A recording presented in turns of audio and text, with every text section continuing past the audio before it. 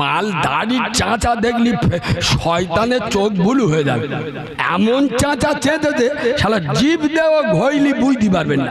মানে কি এদিক থেকেও মেরেছে বেলে, ফের এদিক থেকে মেরেছে, মানে গাছও কেটেছে গোড়াও। কথা বুঝতে পারছো না? পারছো না? আমাদের জন মধ্যরা এই দেখো বেদিন এমন পাগড়ি মাথায় দেশে শালা দেখলি মনে হবে বিদেশি মৌলানা। আরে হ্যাঁ না বল, বিদেশি মৌলানা।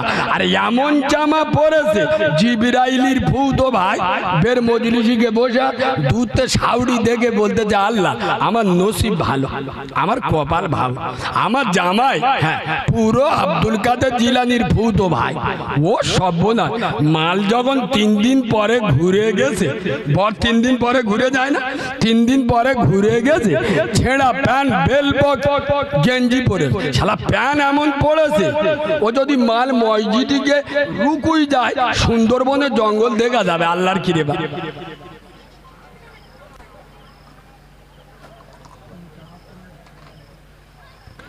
আপনার ওই প্যান্ট পরে বারমুডা গেঞ্জি পরে আর গেছে কোথায়? সৌরবাড়ি। সাউরি আর চিনতে পারে, সাউরি মেয়ের বলতে দে মা এ মা তুই এলি তা জামাই এলুনি নতুন জামাই? বলে মা কিরম বলে তা ওইটা কে? বলে ও সর্বনাশ। সেই দিন দেখলুম তো জিবরাইলির ভূত ভাই, আজকে দেখলি তো শালা পাক্কা শয়তানের খালাতো ভাই। আয় বাবু, নবীর মহাব্বত আমাদের ভিতরে আছে। ও নবী আমরা তোমার দিওয়ানা, নতুন বিয়ে করেছি এখন মুখে দাড়ি রাখা চলবে না, আমরা শুধু দিওয়ানা। এরা আবার বলে নবীর জন্য জান দিয়ে দেবো, জান দিয়ে দেবো। এই বিয়াদব, তো জান দিতে হবে। নবী তার নবুয়াতের রক্ত দিয়ে নামাজের আন্দোলন করে গেছে। তুই নামাজ পড় আর মুখে নবী প্রেমের সুন্নতি দাড়ি রাখ, তোর জীবন দিতে হবে। বাদরামি করার জায়গা পাও নাই, মুখে বললে পয়সা লাগে।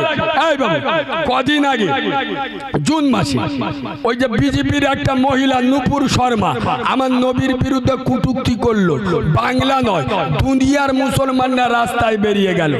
আচ্ছা বলুন তো, যদি কারো ধরে জিজ্ঞেস করে আল্লাহর নবীর কটা স্ত্রী বল, বলতে পারবি? কজন বিধবা ছিল, কজন কুমারী ছিল? তা তুই তো জানি না, তোর প্রশ্ন করলে তুই উত্তর দিবি কি করে? আরে নুপুর শর্মা যেটা বলেছে ঠিক বলেছে, ও যে কুটুক্তি করেছে এটাই আমাদের কলিজায় লেগেছে, নইলে ও যদি প্রশ্ন করত আমরা মোটেও রেগে যেতাম না। এই বাবু, কোন হিন্দু ছেলে প্রশ্ন করতেই পারে তোমার নবী অত ভালো লোক তাই 11টা বিয়ে করেছ কেন? তোমার নবী অত ভালো লোক 50 বছর বয়সে 6 বছরের আয়েশাকে বিয়ে করলো কেন? প্রশ্ন করতে পারে, তার অধিকার। তোমার নবী অত ভালো লোক ছাগল চৈরেস কেন? সে প্রশ্ন করতে পারে। আপনার রেগে গেলে হবে? ওর উত্তর তো আমাদের কাছে আছে। হ্যাঁ, আমাদের কলিজায় লেগেছে, বিদ্রুপমূলক কটাক্ষ করেছে। ও যদি প্রশ্ন করত ওর উত্তর আমাদের কাছে ছিল, কিন্তু তার নামে মুসলমানদের নামাজ নেই, রোজা নেই, আর বার হয়ে একটা বাঁশ হাতে করে বলে কুচে দেবো, কুচে দেবো, চল চামড়া সোজা করে দেবো। বিয়াদব, নবীর শুকনো ভালোবাসা দেখাচ্ছ? নবীর ভালোবাসা কারে বলে শিখে নাও। আয় আব্বা, আল্লাহর নবী ওয়াজ করছে, আর একবার সুবহানাল্লাহ বলুন। আপনাদের সুবহানাল্লাহ জান ঝাল ঝাল ভাব, একটু মিষ্টি করে সুবহানাল্লাহ বলুন। আমার রাসূল ওয়াজ করছে, আর আবু বকর সিদ্দিক লক্ষ্য করে দেখছে একটা কালো মানুষ, গায়ের রং সাংঘাতিক কালো, ডেঞ্জারাস কালো, আর ফুপিয়ে ফুপিয়ে কাঁদছে। আবু বকর সিদ্দিক টুক টুক টুক টুক করে মজমাতে উঠে গিয়ে আদর করে জড়িয়ে ধরেছে। ভাই তোমার নাম কি ভাই? আমার নাম হলো বেলাল। কি নাম? আমার নাম বেলাল। তোমার বাড়ি কোথায়? আমার বাড়ি হাফসা দেশে। আব্বা তুমি কাঁদছো কেন? কাঁদছো কেন? হযরত বেলাল বলছে, আচ্ছা ভাই আবু বকর, ওই যে দিনের নবী, ওই যে নবুয়তের নবী, ওই যে করুণার নবী দাঁড়িয়ে দাঁড়িয়ে ওয়াজ করছে, আচ্ছা আমি তো একজন কালো মানুষ, আমি যদি ওই নবীর কাছে কলমা পড়তে চাই, আমার হাতে হাত দিয়ে কি কলেমা পড়াবে? আয় আব্বা, শুনলে পাগল হয়ে যাবেন। হযরত আবু বকর বলছে, ও নবী কালো ফর্সা সাদা কালো দেশি বিদেশি উনি দেখেন না, তুমি কলেমা পড়বে বাবু, এসো আমার সঙ্গে। কথাটা এখানে রাখেন। 1965 সালে ইতালির রোম শহরে বিশ্ব ক্রীড়া কম্পিটিশনে বিশ্বের বিখ্যাত মুষ্টিযোদ্ধা যার নাম হলো মিস্টার কেসিয়াস ক্লে, বৈজ্ঞানিকরা লিখছেন যার একটা ঘুষির ওজন ছিল 194 কিলো। এই মিস্টার কেসিয়াস ক্লে 1965 সালে ইতালিতে বিশ্বজয়ী হয়ে সোনার মেডেল নিয়ে আমেরিকার একটা হোটেলে খেতে ঢুকছিলেন। দারোয়ান বাধা দিলেন, এই হোটেলটা সাদাদের হোটেল, আপনার গায়ের রং কালো, আপনার এখানে ঢুকতে দেওয়া যাবে না। তখন মিস্টার কেসিয়াস ক্লে বলছে, এই দারোয়ান তুমি আমাকে চেনো? আমি কে তুমি জানো?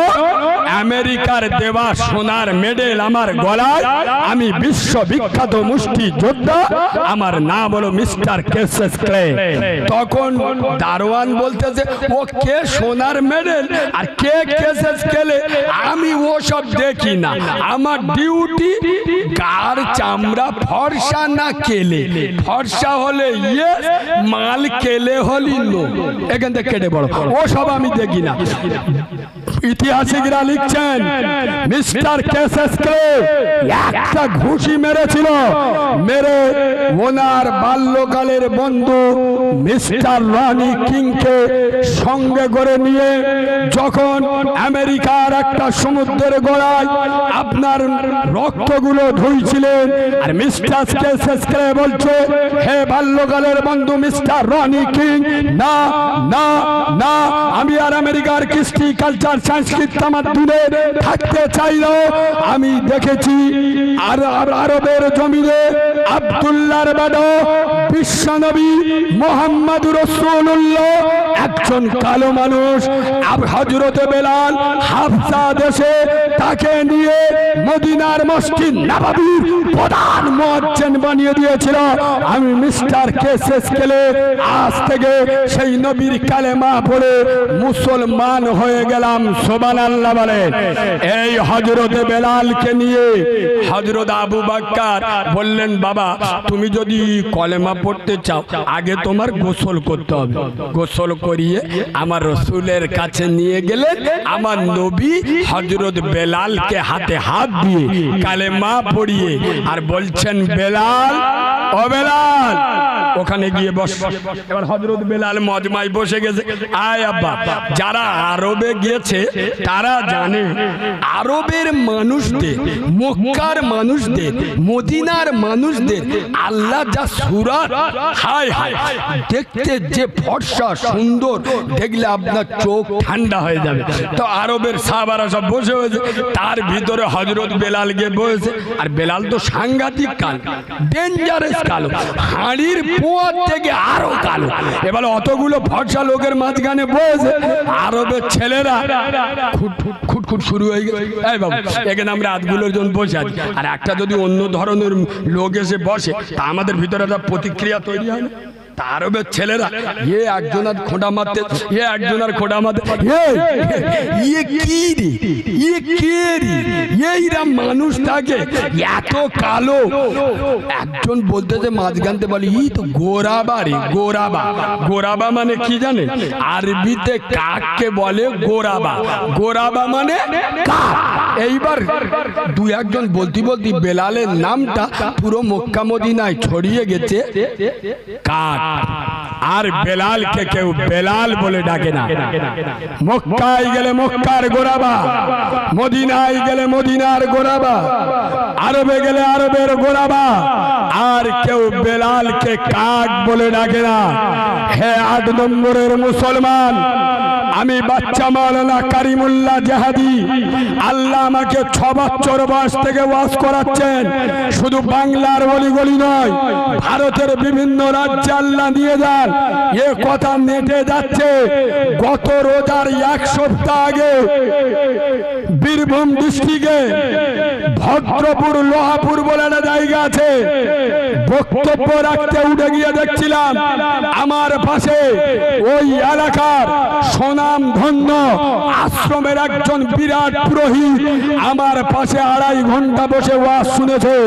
আমি সেইখানে দাঁড়িয়ে বলেছিলাম, ভারতবর্ষের জমিনে কিছু ইংরেজদের ট্যাবলেট খাওয়া ঐতিহাসিক, ইংরেজদের জুতো জানা ঐতিহাসিক, ইংরেজের যারা সন্তানেরও যারা আমার রাসূলুল্লাহর চরিত্রের উপরে কলম চালায়।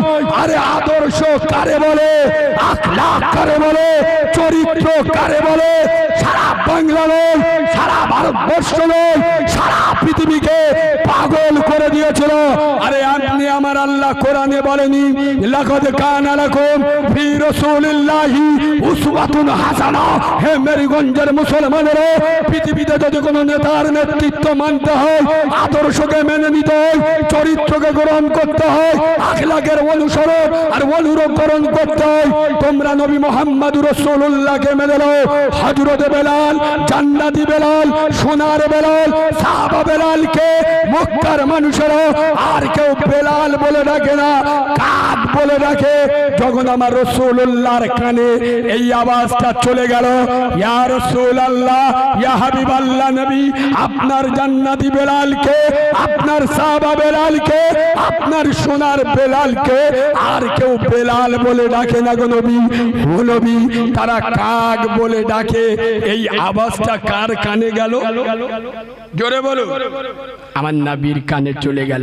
আয় আব্বা, আশ্চর্যজনক হাদিস, শুনলে পাগল হয়ে যাবেন। আমার রাসূল মদিনার মসজিদ নববীতে রাসূলুল্লাহ খুতবা দিতে উঠছেন। শুক্রবার মেম্বারে খুতবা দিতে উঠছেন। উঠে দাঁড়ালেন, আল্লাহর নবী উঠে দাঁড়ালেন। ও বেলাল, এখানে বেলাল আছো? লাব্বাইক ইয়া রাসূলুল্লাহ, আমি বেলাল আছি। আচ্ছা বেলাল, ও বেলাল, এখানে হযরত বেলাল এলেন। আমার রাসূলুল্লাহ তার পকেট থেকে একটা খোরমা খেজুর বার করলেন। খোরমা খেজুর বার করে রাসূলুল্লাহ বেলালের হাতে দিলেন। ও বেলাল, তোমার কালো ঠোঁটের কালো মাড়ি, তোমার মুখের কালো নালাটা দিয়ে এই আধগান খেজুর কামড়ে খাও, আর আধগান খেজুরটা আমি রাসূলুল্লাহ আমার হাতে দেবে, আমি অর্ধেকটা খেয়ে প্রমাণ করে দেব। ওরে বেলাল, আজ মক্কার মানুষেরা তুমি কালো বলে, আল্লাহ তোমাকে কালো করেছে বলে, তোমার গায়ের রংটা কালো বলে মক্কার ছেলেরা তোমাকে কাক বলে ডেকেছে।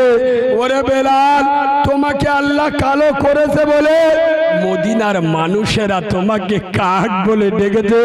তুমি আমার জান্নাতি বেলাল, তুমি আমার সোনার বেলাল, তুমি আমার সাহাবা বেলাল। ওরে বেলাল, না না না, আমি নবী কালো দেখি না, সাদা দেখি না, আমি কালোর নবী, ফর্সার নবী, লম্বার নবী, বেটের নবী, দেশের। একটু উঠে দাঁড়ান, নারে তাকবীর, আর একটু জোরে নারে তাকবীর, নারে তাকবীর।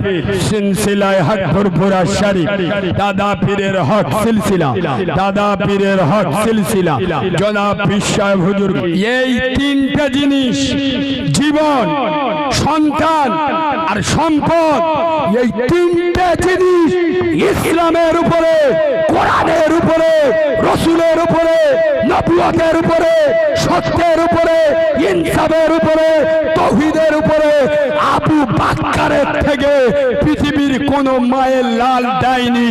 আরে আবু বকর তার শরীরের এক ফোঁটা শরতে ভেজা লাল গোলাপের মতো রক্ত বিন্দু চিন্তা থাকা গেলি রসুলের পিছন থেকে হটেনি। তার ধন সম্পদ রাসূলুল্লাহর কদমের তলায় বিলিয়ে দিয়েছিল। যে আবু বকর মক্কার মদিনার সব থেকে বড় ব্যবসায়ী ছিল, সেই আবু বকর ইসলামের প্রেমে, কোরআনের প্রেমে, রসুলের প্রেমে, তাওহীদের প্রেমে, নবুয়তের প্রেমে সেই আবু বকর ধূলিসাৎ করে দিয়েছিল। এই সেই আবু বকর, তার 8 বছরের আসমা, তার কলিজার টুকরা 8 বছরের হযরতে আসমা, হযরতে আবু বকরের কলিজার টুকরা, নয়নের মণি, নয়নের পুতুলি, আবু বকরের রক্তপিণ্ড, আবু বকরের রক্ত জিগর, কলিজার টুকরা 8 বছরের মেয়ে আসমা বাড়িতে দাঁড়িয়ে আছে। আবু জেহেল, আবু লাহাব, উতবা, সাইবার মতো কাট্টা কাফেরেরা রসুলকে যখন মক্কায় পাচ্ছে না, বলছে রসুলের কোথায় আছে, রসুলের খোঁজ পেতে গেলে সিদ্দিকের কাছে যেতে হবে। সুবহানাল্লাহ বলুন। কাফেররাও জানতো যে সিদ্দিক যেকে রসুল শেখেন। সুবহানাল্লাহ বলুন। যে নবী কোথায় গেছে এই আবু বকর ছাড়া কেউ বলতে পারে। এরা কাট্টা কাফের, হাতে বড় বড় তীর তরবারি ধনুক। আবু বকরের বাড়ি গিয়ে দেখছেন আসমা, এই আসমা 8 বছর বয়স, আমার রাসূলুল্লাহ সম্পর্কে শালিকা, আবু বকর সিদ্দিকের মেয়ে, 8 বছর বয়স। আবু জেহেল গিয়ে বলছে, সালমা তোমার আব্বা সিদ্দিক একবার কোথায়? বলছে চলে গেছে। কোথায় গিয়েছে? যেখানে যাবার ছিল। কথা বুঝতে পারছেন না? পাচ্ছেন? তোমার আব্বা কোথায়? বলে আমার আব্বা নাই। কোথায় গিয়েছে? আব্বা বার হয়ে গেছে। কোথায় বার হয়েছে? যেখানে যাবার ছিল। খোদার কসম, আবু জাহেলের মতো কাট্টা কাফের এক চড় মেরেছে 8 বছরের আসমার উপরে। হযরতে আসমা একদম বল যেরকম দবকায় পাথরের উপরে গিয়ে মাথা পড়ল। সিদ্দিকে আকবরের রক্তে, যার গায়ে সিদ্দিকে আকবরের রক্ত আছে, সেই আসমা তার কপালটা ফেটে গেল, রক্তের লালে লাল হয়ে গেল। আবু জেহেল, আবু লাহাবেরা ভয় পেয়ে গেল, একটা বাচ্চা মেয়ের কপাল ফেটে গেছে, সব বার হয়ে এলো। আর আবু বকর সিদ্দিক যাওয়ার সময় বলে গিয়েছিল, মা গারে সুরেতে খাবার নিয়ে যাবে। হযরতে আসমা নিজের চাদরটা 2 ভাগ করে ফেড়ে 1 ভাগ মাথায় বেঁধেছে, 1 ভাগ গায়ে জড়িয়ে গারে সুরে আল্লাহর নবী হযরতে আবু বকর যেখানে আছে টুক টুক টুক টুক করে গিয়ে হেঁটে হেঁটে 8 বছরের আসমা যখন বিশ্ব নবী আর আবু বকরের সামনে দাঁড়িয়েছে, আসমার রক্তে কপালটা লাল হয়ে আছে, গালে 5টা আঙুলের দাগ বসে আছে, আসমার শরীরে আতঙ্কের ছাপ লেগে আছে। কসম খোদার করে আমি কারিমুল্লাহ বলি, হে মেরিগঞ্জ 8 নম্বরের মুসলমান, ইমানদার কারে বলে, আশিকে রাসূল কারে বলে, নবুয়তের প্রেম কারে বলে, সারা বাংলা নয়, সারা ভারতবর্ষ নয়, সারা পৃথিবীকে পাগল করে দিয়েছিল। সিদ্দিকে আকবর আসমার দিকে লক্ষ্য করে তাকিয়ে বুঝতে পারছেন আসমার উপরে কেউ অ্যাটাক করেছে। হযরতে আবু বকর বলছে, মা আমা তোর গালে এটা কিসের দাগ, তোর কপালে রক্ত কেন? হযরতে আসমা বলছে, আব্বা তোমরা চলে আসার পরে আবু জেহেল, আবু লাহাবরা এসে আমাকে রক্তাক্ত করে দিল আব্বা।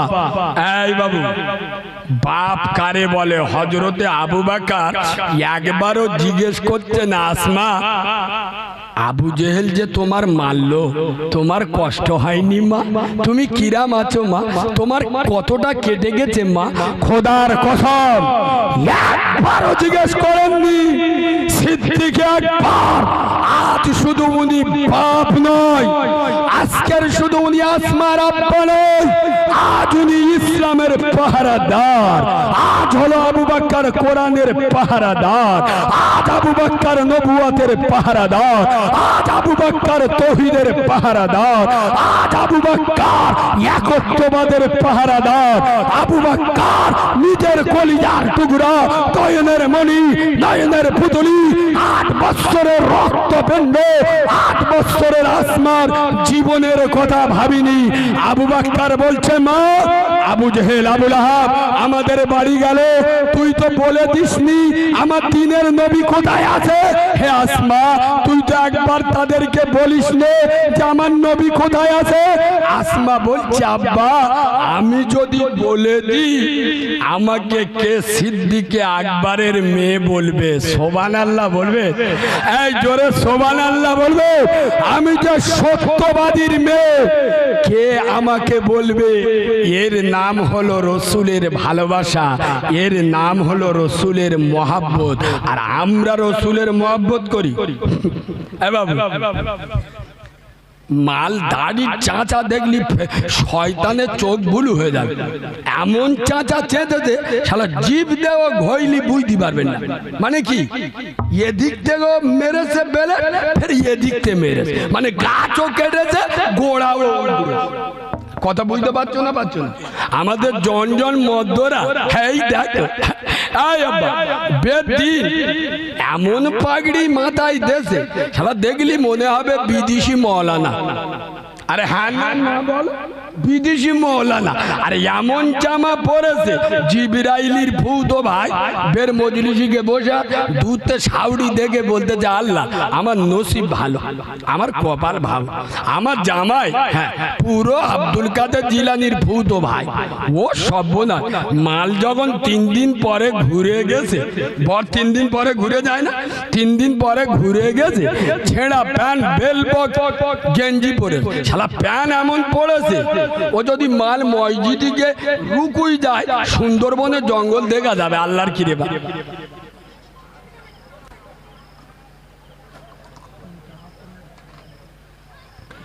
আপনার ওই প্যান্ট পরে বারমুডা গেঞ্জি পরে আর গেছে কোথায়?